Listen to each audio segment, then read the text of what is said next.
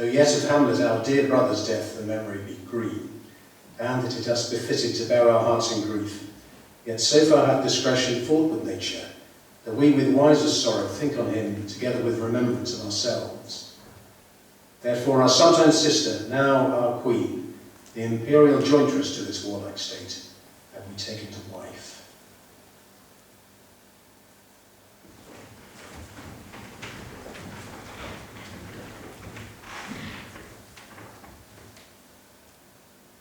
Though yet of Hamlet our dear brother's death the memory be green, and that it us befitted to bear our hearts in grief, yet so far hath discretion fought with nature, that we with wisest sorrow think on him, together with remembrance of ourselves.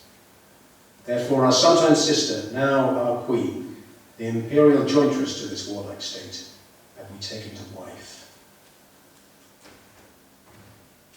Who's that? Nay, stand forth and fold yourself. Along with the king? Ronaldo, He? who come most carefully upon the hour. 'Tis struck 12, get thee to bed, Francisco. This relief much thanks. 'Tis cold at night, I'm bitter at heart. Have you had a quiet guard? Not a mouse staring. Well, good night.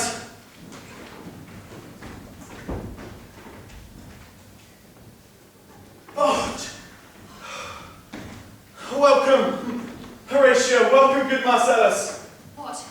Has this thing appeared here again tonight? I have seen nothing. Horatio says 'tis but our fantasy. Therefore I have entreated him along, that if again this apparition come, he will approve our eyes and speak to it. Oh, tush, tush, it will not appear.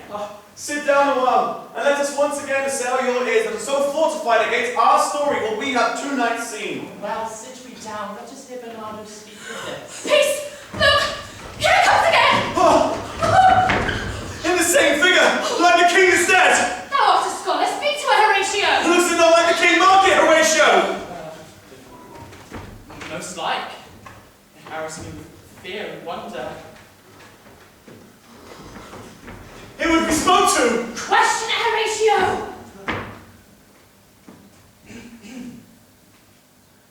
What art thou that usurped this time of night, together with that fair and warlike form, in which our majesty of buried Denmark did sometimes march? By heaven I charge thee, speak! It is offended. I'll see it stalks away! Speak, stay, I charge thee, speak! Oh, 'tis gone and will not answer. How now, Horatio? You tremble and look pale. Is this not something more than fantasy? For my God, I might not disbelieve without the true and sensible avouch of mine own eyes. It is not like the king. As thou art to thyself. 'Tis strange, but in the gross and scope of my opinion, this owes some strange eruption to our state. Good man, come and tell us.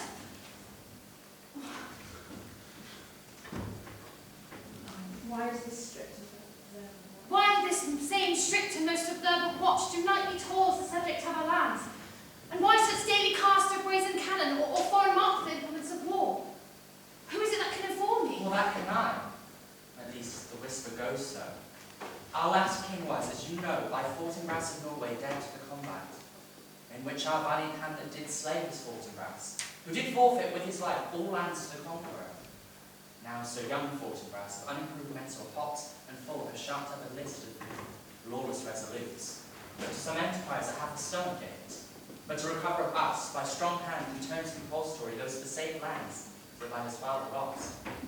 This, I take it, is the main motive of our preparations. I think it be no other.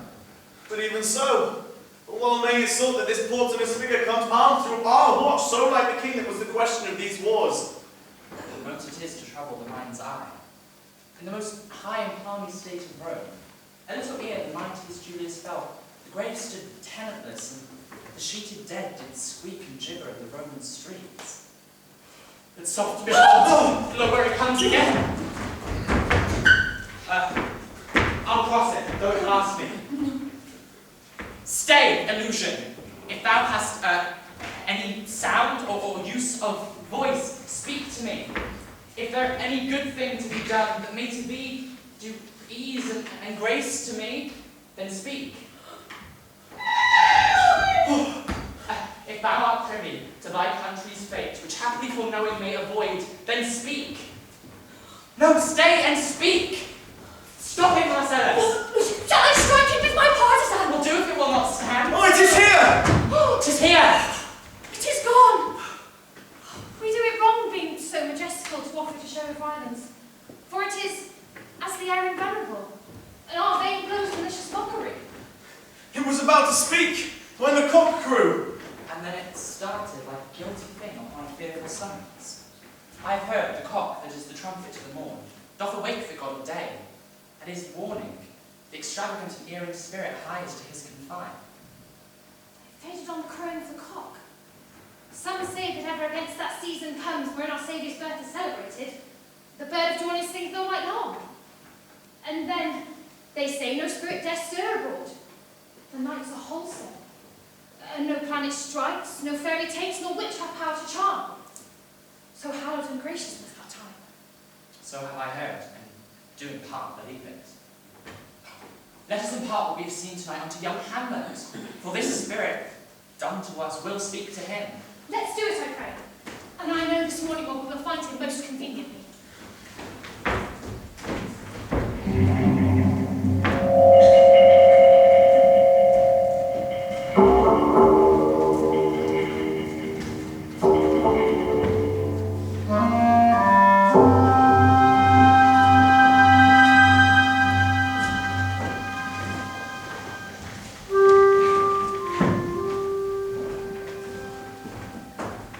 Though yet of Hamlet our dear brother's death the memory be green, and it is us befitted to bear our hearts in grief, yet so far hath discretion fought with nature, that we with wiser sorrow think on him in remembrance of ourselves. Therefore our sometime sister, now our queen, the imperial jointress to this warlike state, have we taken to wife.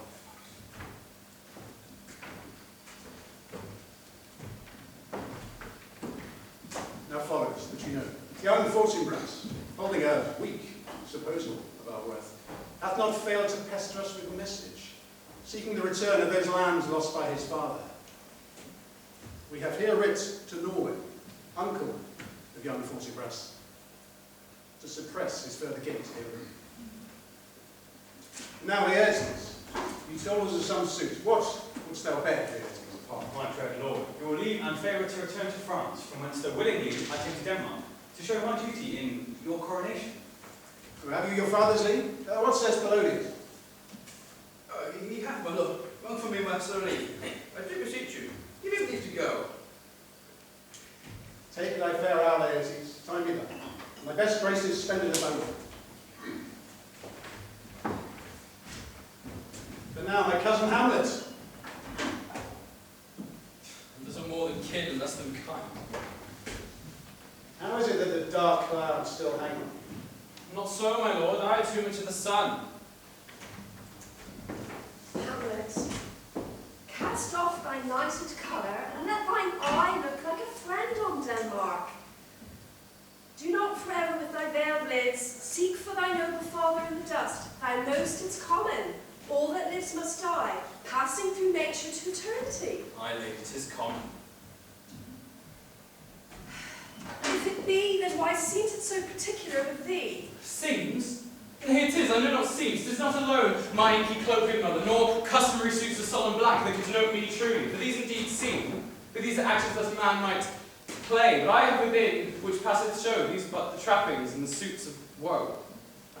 Oh, it is sweet and commendable in thy nature, Hamlet, to give these mourning duties to your father, but to persevere is a course of impious stubbornness. Why, it is unmanly grief. Why, it is a fault to heaven, a fault against the dead. We beseech you, look to us as of the Father. For let the world take note, you are the most immediate to our throne, and all that love which a noble father bears his son, do I impart towards you. Your intent in returning to school in Wittenberg is most retrograde to our desire. We beseech you, bend you to remain here, the cheer and comfort of our eye, and chiefest courtier cousin and our son. Let not thy mother lose her prayers, Hamlet. I pray you, stay with us, go not to Wittenberg. I shall in all my best obey you, madam. Why, it is a loving and fair reply. Madam, come. This gentle and unforced accord of Hamlet's, it smileth my heart. Come away.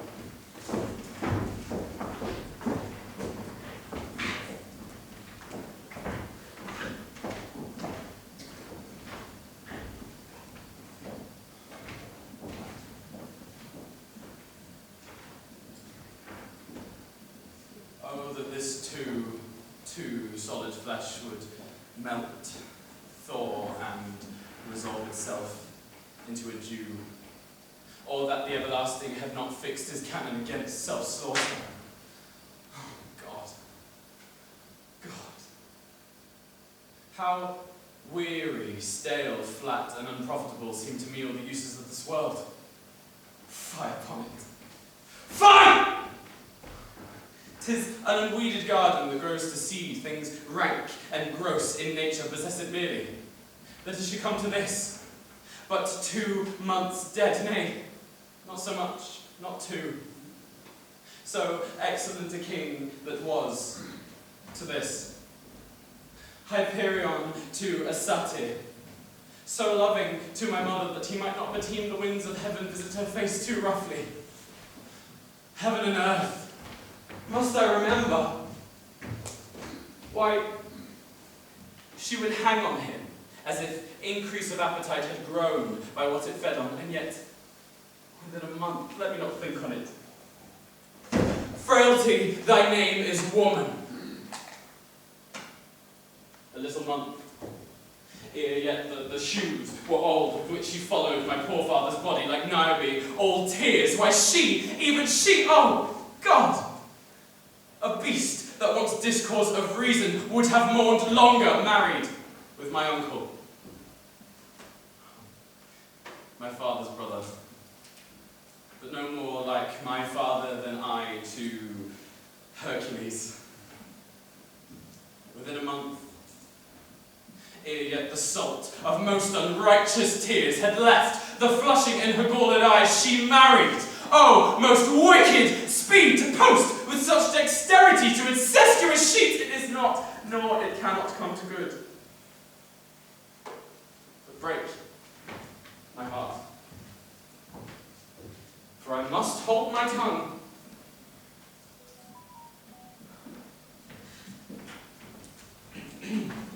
Hail to your lordship. Horatio! What do I forget myself? What's your affair in Elsinore will teach you to drink deep aid apart? My lord, I came to see your father's funeral. I pray thee, do not mock me, fellow student. I think it was to see my mother's wedding. Well, indeed, my lord, followed hard upon. Thrift, Horatio. The funeral baked meats did coldly furnish forth the marriage tables. My father. Methinks I see my father. Where, my lord? In my mind's eye, Horatio. He was a man taken for all in all. I shall not look upon his like again. My lord, I think I saw him yesterday. For God's love, let me hear. 2 nights together, these gentlemen, Marcellus and Bernardo, on their watch in the dead vast and middle of the night, been thus encountered. A figure like your father appears before them, armed to point exactly. This, to me, in dreadful secrecy in part they did, and I with them, the third night kept the watch, where the apparition comes. I knew your father. His hands are not more like. Did you not speak to it? My lord, I did, but answer heeded none. Once methought it lifted up its head as if it would speak. But even then, the warning cock grew loud, and it shrunk in haste away and vanished from our sight. 'Tis very strange. Armed, say you? Armed, my lord. From head to foot. Oh, would I'd been there. I will watch tonight, perchance to walk again. I warrant it well. If it assume my noble father's person, then I will speak to it, though hell itself should gape and beg me hold my peace. I pray you all, if you have hitherto concealed this sight, let it be tenable in your silence still, and whatso else shall hap tonight, give it an understanding but no tongue. I will requite your loves upon the platform, twixt 11 and 12. I'll visit you. Our duty to your honour. Father Spirit in arms. All is not well. I doubt some foul play. Foul deeds will rise, though all the earth overwhelm them, to men's eyes.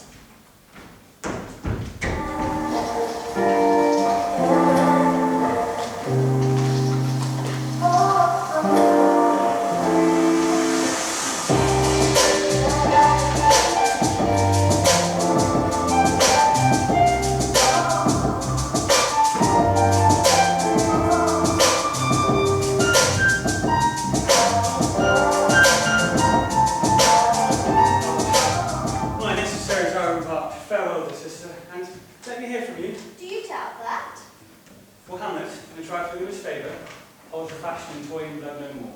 Perhaps he loves you now, but his will is not his own. He himself is subject to his birth. He may not, as unvalued persons do, carve for himself, for on his choice depends the safety and health of this whole state. Then, if he says he loves you, where what loss your honour may sustain, if with too great an ear you list to songs, or lose your heart, or your chaste treasure open to his unmastered importunity. Fear it, Ophelia, fear it, my dear sister, and keep you in the rear of your affections, out of the shot and danger of desire. Oh, I stay too long, here father comes. Oh, yeah, here it is. Aboard, aboard, for shame. It's the wind that sits in the shoulder of your soul, if you are stayful. My blessings with thee, and these few precepts of my memory. See thou, character, give thy thoughts no tongue, nor any unproportioned thought his act. Be thou familiar, but by no means vulgar. Those friends thou hast, and their adoption tried, grapple them to thy soul with hoops of steel. But do not dye the palm with anything to each new, unhatched, unfledged comrade. Beware of entrance to a quarrel, but being in, beg that the opposed may beware of thee. Give every man thy ear, but few thy voice. Take each man's censure, but reserve thy judgment. Costly thy habit as thy purse can buy, but expended in fancy. Rich, not gaudy. For the apparel of trade to man. And they in fact of the best rank in station, and thou the most generous in that. Neither a borrower nor a lender be, for a loan oft loses both itself and friend, and borrowing dulls the edge of husbandry. But this above all, as the night as to the day, thou cannot be false to any man. Fairly well. Blessings with you. There's somebody going to take leave, my lord. Farewell, Ophelia. Whoa.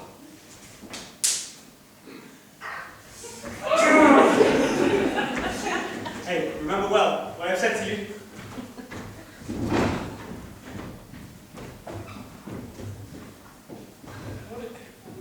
What hath he said to you, Ophelia?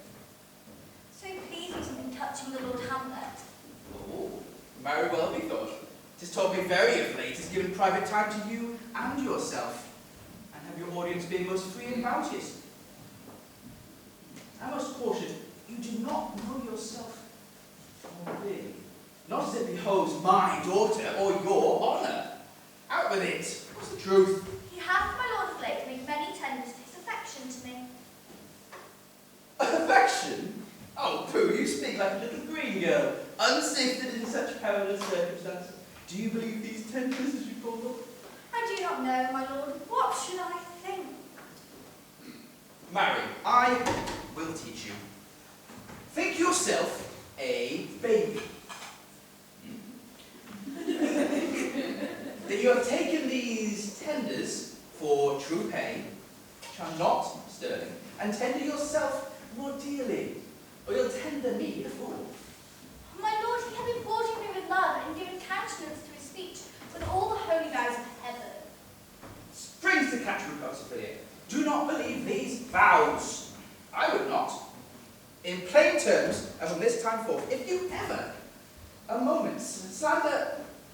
ever so slander a moment leisure, to give words to Lord Hamlet, to talk to Lord Hamlet, look upon me! I charge you, come on, come away. I shall obey, my Lord.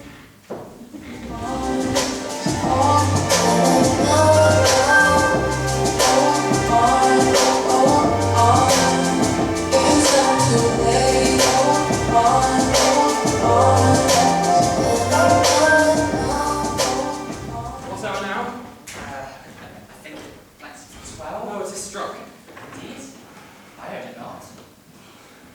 draws near the season wherein the spirit helpers want to walk. What does this mean, my lord? The king doth wake tonight and takes his rouse, keeps wassail and swaggering up spring reels, and as he drains his draughts of Rhenish down, the kettle drum and trumpet thus bray out the triumph of his pledge. Is it a custom? Ay, marry is it, though to my mind, though I am native here to the manor born, it is a custom more honoured in the breach than in the observance. This heavy-headed rebel, east and west, makes us traduced and taxed of other nations. They clap as drunkards. Look, my lord, he comes. Angels and ministers of grace defend us. Be thou a spirit of health or goblin damned, thou comest in such questionable shape that I will speak to thee. I'll call thee Hamlet, King, Father, Royal Dane. Oh, answer me! Let me not burst in ignorance, but tell why thy canonized bones, hearsed in complete death, have burst their sterements. What may this mean that thou, dead corse, again in complete steel, revisits thus the glimpses of the moon? Say, why is this? Wherefore? What should we do? It beckons you to go away with it. Then I will. Do not, my lord! Why? What should be the fear? I do not set my life in a pin's fee, and as for my soul, what can it do to that being? A thing is immortal as itself. In the way to form again, I'll follow it. You shall not go, my lord! Hold off your hands! You shall not! Hands me, gentlemen! By heaven, I'll make a ghost of him that lets me! Something is rotting in the state of Denmark. Let's follow him!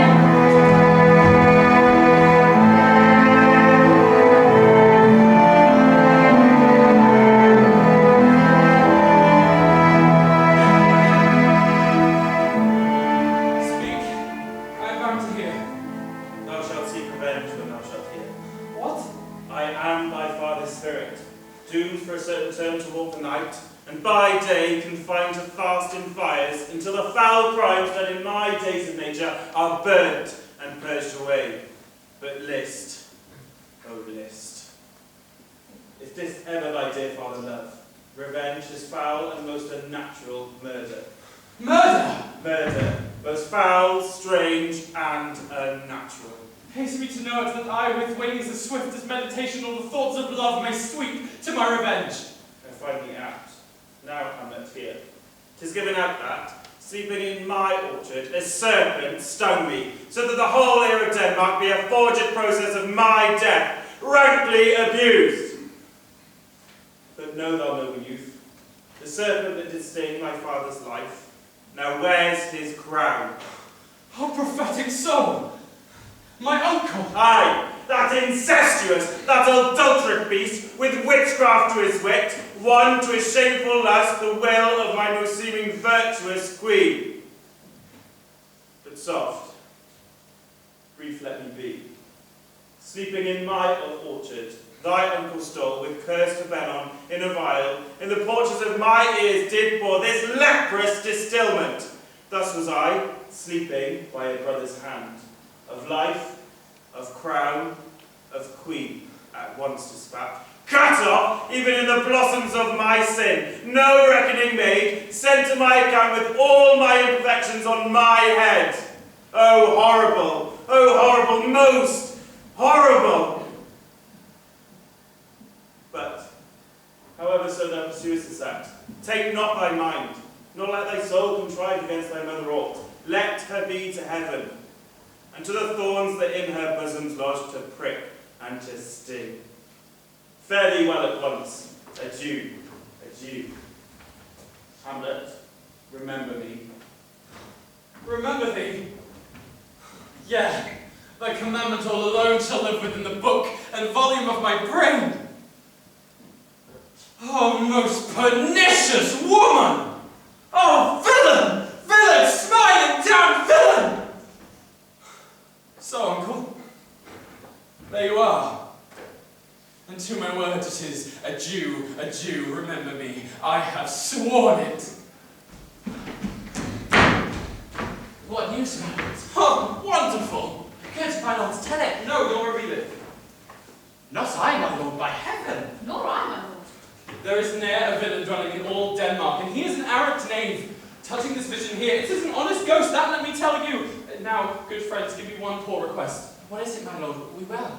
Never make known what you have seen tonight. My lord, we will not. Nay, swear it, upon my sword. Propose the oath, my lord.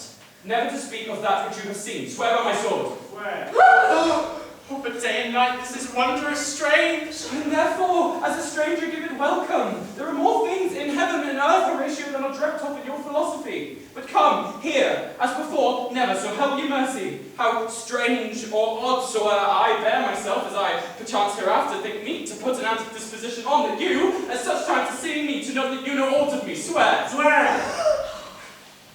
So, gentlemen, let us go in together. But still your fingers on your lips, I pray. The time is out of joint. Cursed spite, that ever I was born to set it right. Nay, come, let's go together.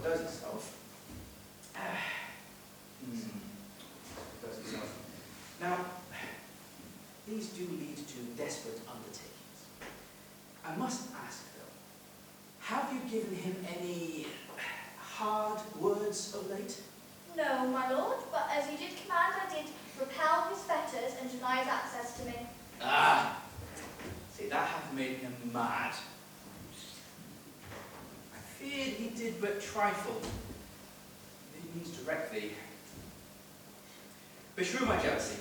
Come, to the king. This must be known.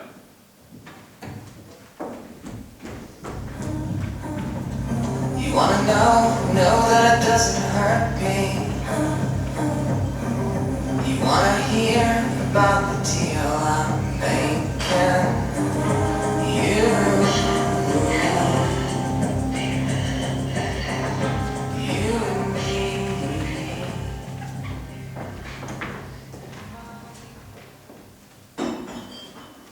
Welcome, your Rosencrantz and Guildenstern. Indeed, we had to use you did provoke our hasty sending. Has something have you heard of Hamlet's transformation? Well, it may be more than his father's death that had put him so far from his understanding of himself I cannot dream of. I entreat you both that you vouchsafe your rest here in our court some little time, so by your companies to draw them on to pleasures, and so much as from occasion you may glean whether something afflicts in us that once opened lies within our remedy. Good ladies, your visitation shall receive such thanks as fits a king's remembrance. We both obey, and here give up ourselves in a full bent to lay our service freely at your feet, to be commanded. Thanks, Rosencrantz and gentle Guildenstern. Thanks, Guildenstern and gentle Rosencrantz, and I beseech you instantly to visit my too much changed son.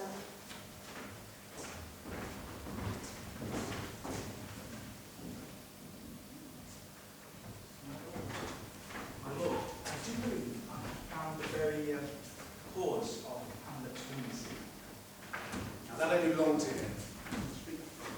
It tells me, my dear Gertrude, you have found the head and source of all your son's distemper. Well, I doubt it's no other but the main. His father's death and our over hasty marriage. Well, we shall sift him.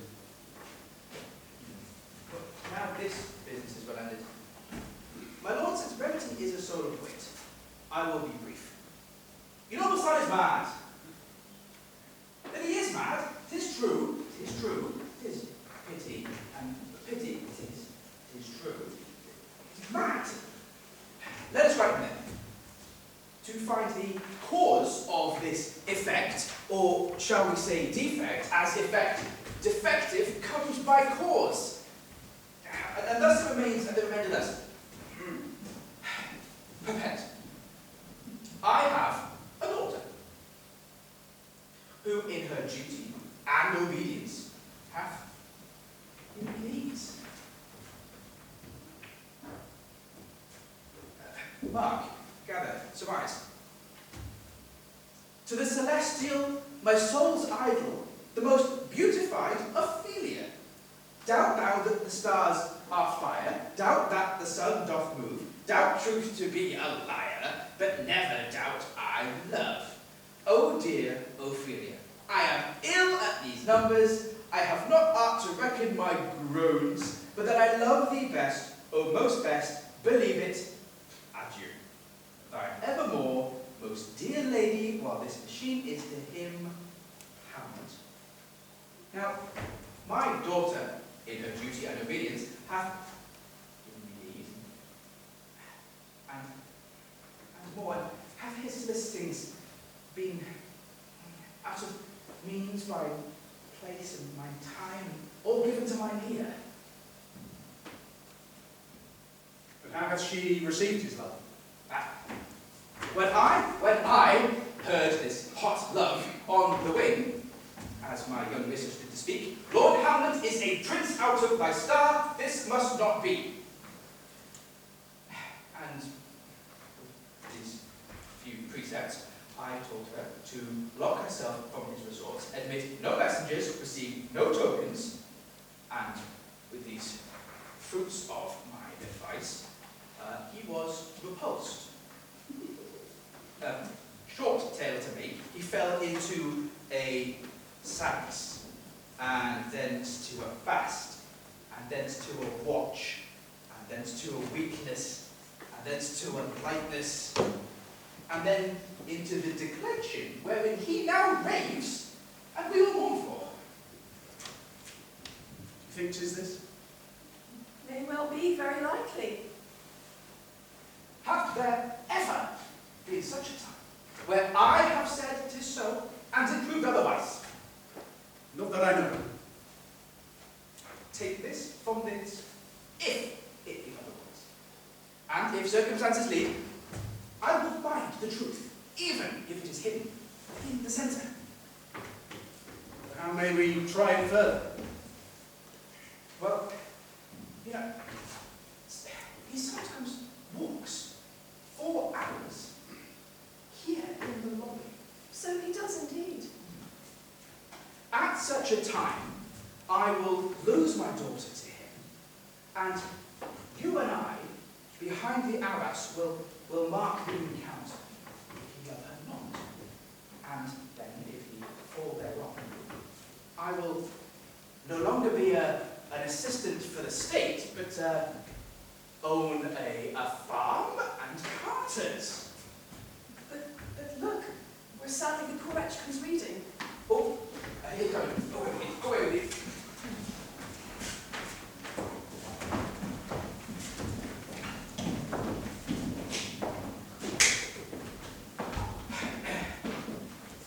How now, Lord Hamlet? Do you know me? Excellent. Well, you are a fishmonger. No, my lord. And I would you were so honest a man. Honest, my lord.